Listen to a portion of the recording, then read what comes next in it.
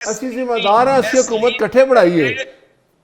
ਇਸ ਲਈ ਨਹੀਂ ਲੈਂਦੇ ਕਿ ਤੁਸੀਂ ਕੋਈ ਚੀਜ਼ ਸ਼ੇਅਰ ਕਰਦੇ ਹੀ ਨਹੀਂ ਜੇ। ਐ ਹੁਣ ਬਿਜਲੀ ਸਸਤੀ ਕੀਤੀ ਹੈ 7 ਰੁਪਏ, ਅਸੀਂ ਤੁਸੀਂ ਸਾਡੇ ਨਾਲ ਹੋ ਨਾ, ਅਸੀਂ ਇਕੱਠੇ ਬਹਿ ਕੇ IMF ਨਾਲ ਮੁਆਹਦੇ ਕੀਤੇ ਕਿ ਅਸੀਂ ਕੱਲਿਓ ਕੀਤੇ, ਤੁਸੀਂ ਨਾਲ ਹੀ ਹੋ ਨਾ ਸਾਡੇ, ਅਸੀਂ ਤੁਹਾਨੂੰ ਵੀ ਕ੍ਰੈਡਿਟ ਦੇ ਰਹੇ ਹਾਂ। 26ਵੀਂ ਤਰਮੀਮ ਹੋਈ ਸੀ, ਤੁਸੀਂ ਸਾਡੇ ਨਾਲ ਮਿਲੇ।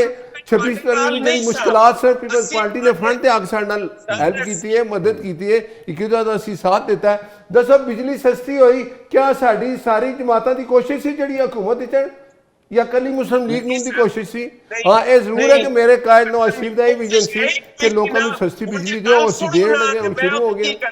کوشش تسا کیتی کوئی نہیں سستی کرن دی، نہ تسی سستی کیتی ہے، مہنگی بھی تے تسی کیتی ہے۔ ٹھیک ہے، ہن تانوں سستی بجلی نہیں ملی، تسی تے خوش ہو کے لوگوں کو دسو کہ اسی 7 روپے دے 48 پیسے بجلی سستی کر دی، تہاڈی حکومت ہے، ساڈی حکومت ہے۔ جٹ صاحب نو سولوشن تے جی جٹ صاحب نو پوچھ لو، جٹ صاحب کو سولوشن کوئی 1 منٹ مینوں دے دیو، میں ادھر اگر میں بھی بیٹھا ہوندا نا کول تے پھر ٹھیک آئی کہ نہ مزہ آیا میرے کول بیٹھے ہو۔ میں تے تن کیا سی تسی ایتھے آؤ، تسی کیوں تسی آپے دور دور رہندے ہو، دور دور رہندے ہو، تسی کچے دے علاقے وچ پھردے پے ہو۔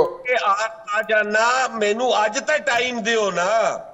لو جی لو، تسی بولو جی، پھر میں جٹ صاحب کو جا۔ حسن صاحب بولو۔ گزارش ہے بٹ صاحب تو جیڑا آدھے نے اسی بجلی سستی کرتی، سستی کیتی کوئی نہیں نے، مہنگی بھی تے تسی کیتی ہے۔ جدو ساڈی حکومت گئی اس وقت 4 روپے دا یونٹ آئی تے جدوں ساڈی گئی 8 روپے سی۔ ایک بڑے کو مرتضی صاحب دی گل چھوڑو۔ جی جی بولو بولو۔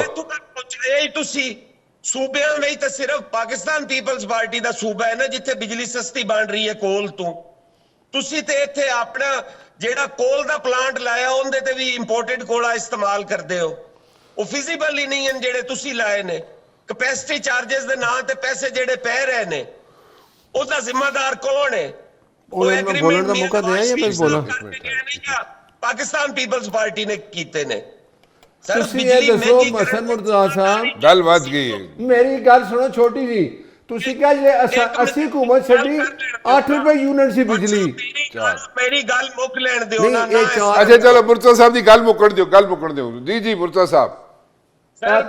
بڑے پراؤں دا چھوٹے پراؤں دا کم ہے نا، گل سن دے۔ اچھا گل مکن دیو مرتضی صاحب دی۔ بٹ صاحب کی کر رہے ہو؟ انج نہ کرو پلیز، انج نہ کرو۔ اچھا بولو جی، میں خاموش ہو گیا۔ پارٹی واحد ایک حکومت صوبائی جس نے سستی بجلی بنائی ہے، اور وہ ساری بجلی تو انو پنجاب وچ فیسکو نو دے رہے ہیں، وہ ساری بجلی فیسکو وچ آندی ہے۔ تسی ایک گل دا نہ کوئی جواب لائے۔ اچھا ایک منٹ ایک گل چھوٹی ایک دس دیو، اے جڑی 7 روپے کچھ پیسے بجلی سستی ہوئی ہے، اس دا کریڈٹ تانوں بھی جاندا کہ نہیں جاندا؟ سر نہیں جاندا، وہ کہندے نہیں جاندا، ذمہ دار تسی ہو۔ اس دا مطلب ہے ساڈی کوشش ہی صرف وہ کہندے تسی ودائی بھی تسی سی۔ نہیں، اسی ودائی نہیں ہے جڑے پچھلے آگے چلے گئے سن جنہیں تباہی کیتی ہے۔ میرے بھائی نثار جٹ صاحب نو پوچھو کہ بجلی IPVs دے انہاں نے معاہدے ایکسٹینڈ بھی کر دیتے، ہن تے PM صاحب نے وہ ختم کیتے، ویسے باقی بھی IPVs ختم دے کر معاہدے جٹ صاحب ذرا دسو تو صحیح نا۔ جٹ صاحب اس ٹائم ہوتے ہے ہی نہیں سن، وہ تواڈے نال سن، اوتھے ساڈے نال کتے سن جٹ صاحب؟ پتہ ہی کوئی نہیں سی۔ جی جٹ صاحب۔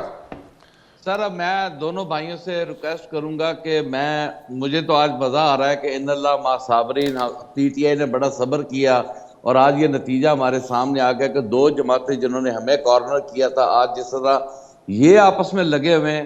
حسن مرزا صاحب کہہ رہے تھے نا یہ پنجاب کا مسئلہ ہے، یہ سندھ کا مسئلہ نہیں، پانی پاکستان کا مسئلہ ہے۔ جن حالات میں سے پاکستان کی پاپولیشن بڑھ رہی ہے، جن حالات میں سے ہم گزر رہے ہیں، یہ پورے پاکستان کا مسئلہ ہے۔ اچھا بیسیکلی ہوا کیا ہے کہ یہ جو 6 نہریں ہیں ان کی ہسٹری کی طرف میں آپ کو لے کے جاؤں۔ ایک ہے نہر چولستال کینال، جلال پور کینال، گریٹر تھل کینال، تھر کینال، رینی کینال اور کچھی کینال، یہ 6 کینال ہے۔ بیسیکلی اس کو متعارف کرایا گیا تھا ریزرو واٹر کے تحت کہ یہ جی جو ریزرو واٹر ہوگا ہم اس کو جو ہے لے کر جائیں گے آگے۔ اور اب ہوا کیا ہے کہ یہ ریزرو واٹر کی جگہ اب ان کو سندھ حکومت سے یہ ڈیمانڈ کی گئی کہ جی آپ ان ریزرو واٹر کی جگہ آپ انہیں ریگولرائز کریں۔ اب میں سمجھتا ہوں کہ میں کیٹیگوریکلی 6 نہروں کے مخالف ہوں بصورت دیگر۔ آپ یہ 6 نہریں نکالیں اس وقت جب آپ کا ریزرو واٹر کا کوئی کیپیسٹی آپ کے پاس موجود ہو، ایکسٹرا پانی آپ کے پاس موجود ہو، جو آپ کا ایکچوئل پانی کا مسئلہ ہے آپ انہیں ایڈریس کرنے کے لیے تیار نہیں ہیں، اور آپ آگے جو ہے وہ کینالز بچھا کر جو آپ کا ایریاز ہیں آپ ان کو کلٹیویٹ کرنے کے لیے تیار ہیں. وہ پاکستان کے لیے اچھا ثابت نہیں ہوگا. آپ کا فیصل آباد کیا، آپ کا لاہور کیا، آپ کا سندھ کیا، آپ کا کے پی کے کیا، یقین کریں یہاں پر لوگ پانی کو ترس جائیں گے، یہاں پر آپ کے جانور مریں گے. آپ مستقبل کی طرف دیکھیں تو لہٰذا 6 کینال کا تو بڑا کیٹیگریکلی ہے کہ یہ پاکستانی عوام کے ساتھ ظلم اور ستم ہے اور ہمارے پاکستان کے فیوچر کے لیے بہت نقصان اچھا ہے. واٹ از دا سولوشن جٹ صاحب؟ سر this is the only solution we need to be. ہمیں سب کو دیکھیں یہ پاکستان کا ایشو ہے. کراس دا بارڈر جا کر ہمیں اپنے ریزرو واٹر کی طرف آنا. دیکھیں ہمارا کتنا پانی ضائع ہوتا ہے. جب آپ دیکھیں انڈیا پانی چھوڑتا ہے آپ کا سندھ بہ جاتا ہے، آپ کا پنجاب بہ جاتا ہے، آپ کا بلوچستان بہ جاتا ہے. So what you are saying is what you are saying is Judge Sahab, I'm sorry I'm cutting you, but what you are saying is, if I'm saying wrong so please correct me. Judge Sahab, what you are saying is کہ جو millions and millions of dollars کا جو پانی waste ہوتا ہے اس کو reserve پہ reserve میں رکھیں اور اس کو یوٹیلائز کریں. This is what you are seeing right? Actually باقی تو ہمارے پاس بارشوں کا سلسلہ ہے وہ آتا رہتا ہے. ہمارا جو سندھ توس مادے کے تحت جو ہمارا پانی ہے، ہمارے گلیشیئرز کا جو ہمارا پانی ہے وہ ہمارے پاس ہے. جو ہمارا پانی ضائع ہو رہا ہے اس کو جب تک ہم نہیں سنبھالا دیں گے ہمارا مسئلہ حل ہونے والا نہیں ہے. اور ہاں اس میں ہمارے پاس اتنی کیپیسٹی ہے کہ ہم زمین کا جو کڑوا پانی ہے، سمندر میں سے جو پانی ہے اس کو ہم یوٹیلائز کر سکتے ہیں. سعودی عرب میں نہیں ہو رہا. سعودی عرب اتنا بڑا ملک ہے، وہ اتنی بڑی حج کے دنوں میں اتنی پاپولیشن کو سنبھالا دیتا ہے تو وہ بھی تو سمندر میں سے پانی نکال کے استعمال کر رہا ہے.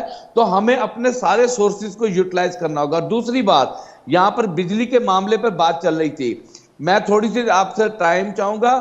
یہ جو ہمیں میاں شہباز شریف صاحب نے عیدی دی ہے نا، اس عیدی کی میں مثال اس طرح دیتا ہوں کہ عید سے پہلے گھر پہ کوئی مہمان آئے اور بچوں کو وہ عیدی دے جائے اور اس کی ماں وہ عیدی چھین لے اور عید والے دن وہ دوبارہ عیدی بچے کو دے کر بچے کو راضی کر لیا جائے.